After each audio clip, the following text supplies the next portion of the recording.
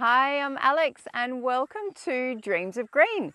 In this video, I'm going to talk about my top 5 Australian native trees to install in your food forest that are going to supercharge growth and create much needed shade early on to create a beautiful microclimate for your target species, such as this mango that you see behind me. So species number 1, that's no surprise, is definitely acacias.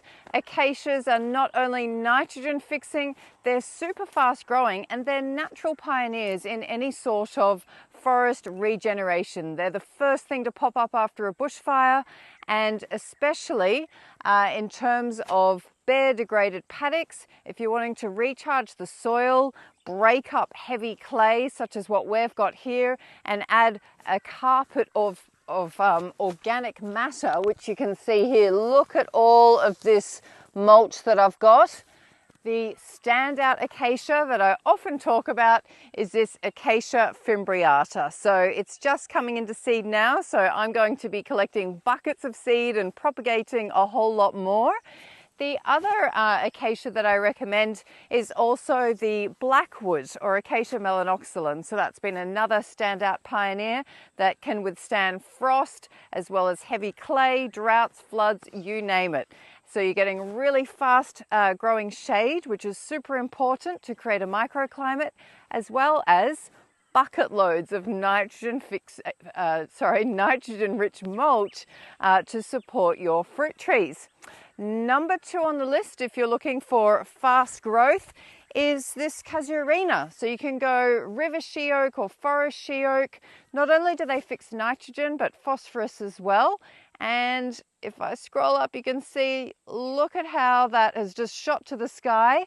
So I love it as well because you're not shading out your fruit trees. You're creating this beautiful dappled shade. You can see it's really light ferny foliage, just like the acacias that you see here, so it can still let some light in while supporting your trees at the same time. So that's number 2 on the list, which is a casuarina or forest or river she oak.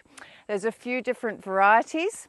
Next on the list behind me is a red cedar. This is the Australian red cedar, and this was only planted a year ago, and you can see it's already taller than me.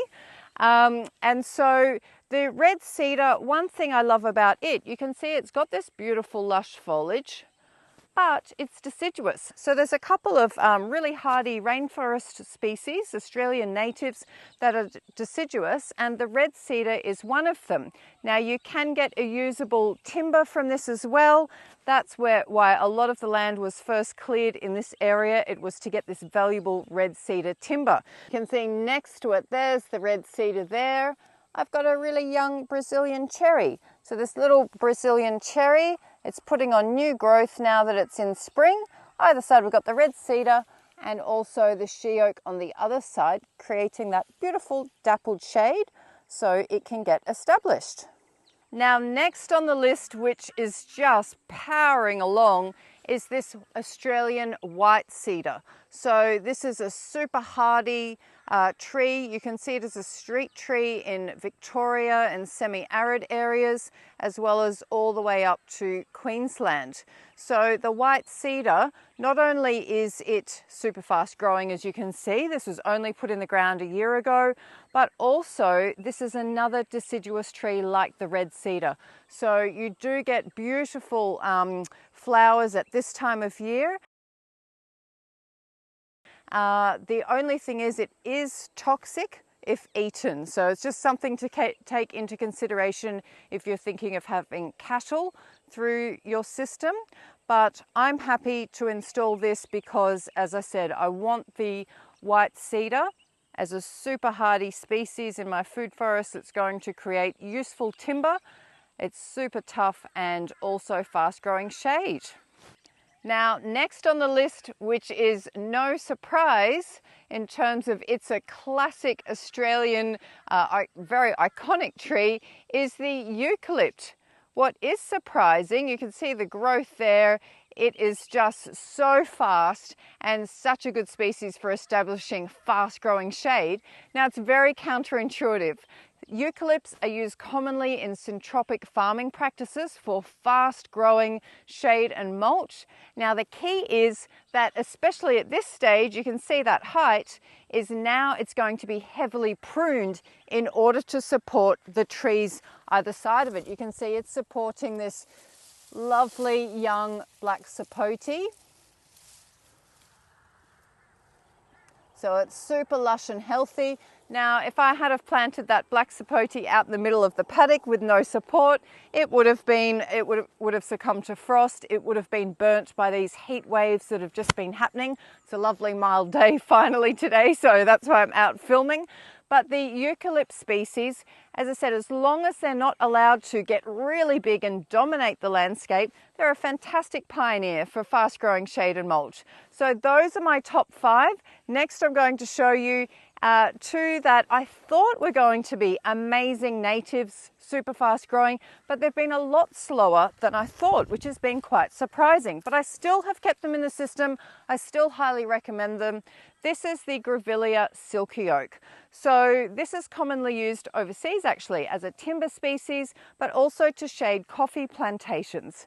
So as you can see, it's starting to grow really nice and tall. It's got a beautiful straight trunk now. So once this gets up, see the foliage again. Whilst they're not deciduous, they've got that light ferny foliage that can still allow in that dappled shade for my target species.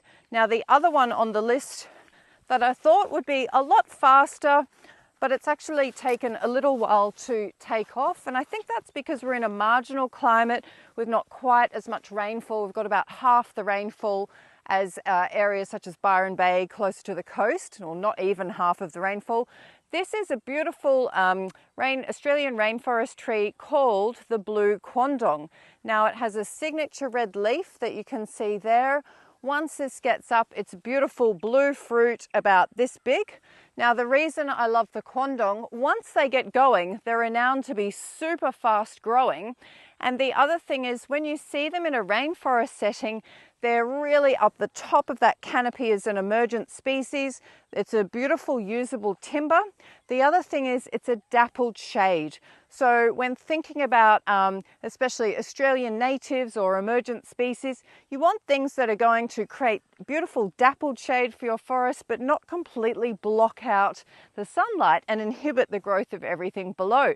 So those are some of my Australian natives that I've incorporated into my food forest. I'd love to know from you, what are some of the natives, Australian natives, that have worked for you? Or if you're overseas, what sorts of natives where you are have been amazing additions to your food forest? Thanks so much for leaving a comment below. I'd love to hear from you, and I'll see you in the next one. Take care. Thank you. Bye.